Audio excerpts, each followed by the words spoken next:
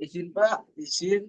Saya akan menjelaskan untuk pertemuan 8 yaitu sistem pengaliran bahan bakar.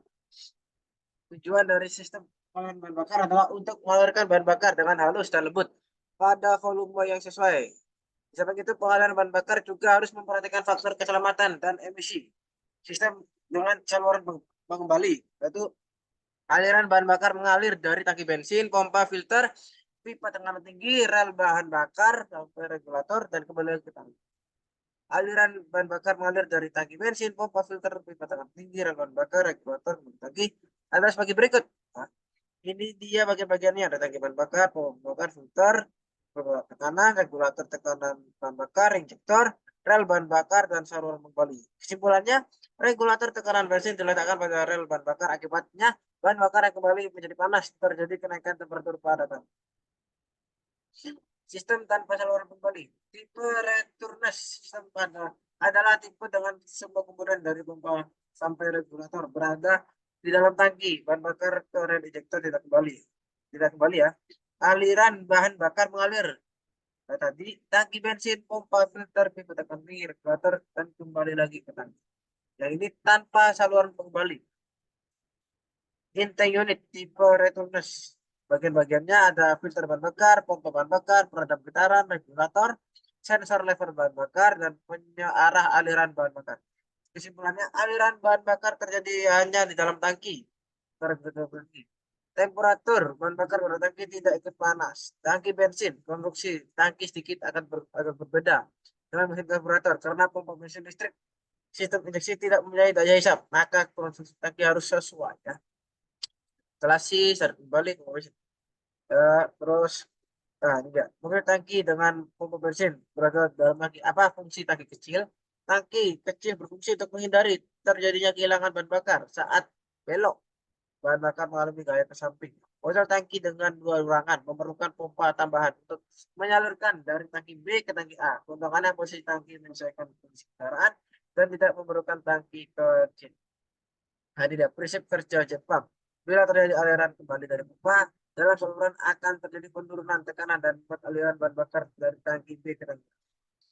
Pompa bahan bakar, pompa bensin listrik, mengalirkan bahan bakar dengan tinggi sehingga bisa diinjeksikan ke saluran masuk. Pada pompanya ada roller cell pump, internal gear pump, peripheral pump, dan side channel pump. Kemampuan yang harus dimiliki pompa yaitu mengalirkan bahan bakar 60 sampai 200 liter per jam. Mampu memberi tekanan bahan bakar 3 sampai 4,5 bar dan mampu memberi tekanan 50 sampai 60 saat starting. Pada waktu kunci kotak on, pompa bekerja beberapa detik selama start dan mesin hidup sehingga pompa bekerja terus. Sehingga dengan aturan bila mobil terjadi kecelakaan bensin tidak boleh bertumpah. Kalau bertumpah kan nanti kebakaran. Tidak boleh. Kartu pembatas akan terbuka bila tekanan bahan bakar pada sistem lebih 8 bar. Apa sebabnya? Bensin harus tetap penuh pada pompa. Kenapa ya? Karena bensin berfungsi sebagai pelumas dan pendingin pompa. Oleh sebab itu bensin dengan sistem bensin tidak baik kalau tangki kosong.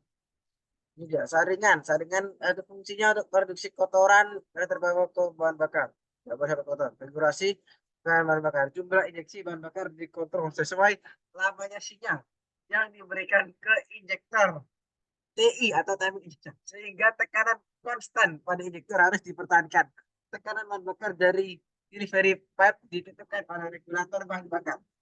Ada dua nih ya, ini grafiknya, ini bagian-bagian. Pada sistem saluran pengembali tekanan bahan bakar kemudian ke vakuum pada intake manifold.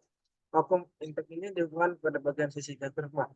Melemahkan tegangan bekerja permukaan sehingga menambah kembalinya bahan bakar dan menurunkan tekanan bahan bakar. Ya, regulator tekanan bensin pada tegangan saluran kembali dan tekanan bahan bakar konstan. Peredam getaran bekerjanya injektor bukan untuk mempengaruhi tekanan dalam pipa pembagi. Untuk meredam hal tersebut pada beberapa kendaraan dipasang full station damper pada pipa bagian dari rumah, diapram dari pompa bahan bakar dan nah, pengukuran tekanan bahan bakar. Pengukurannya dapat dilakukan dengan memasang manometer pada rel injektor atau tekanan. Terlihat seperti gambar nih. Ukur tekanan ukur tekanannya ada ideal 25 bar, katup gas dibuka, part code ada 25 bar dan akselerasi 3 bar. Ya, terima kasih. Saya telah menyampaikan untuk video pertemuan ke-8. Mohon maaf bila ada salah kata. Saya Ibnu Gunawan dari TRO 2 Antar 2206015 pamit undur diri.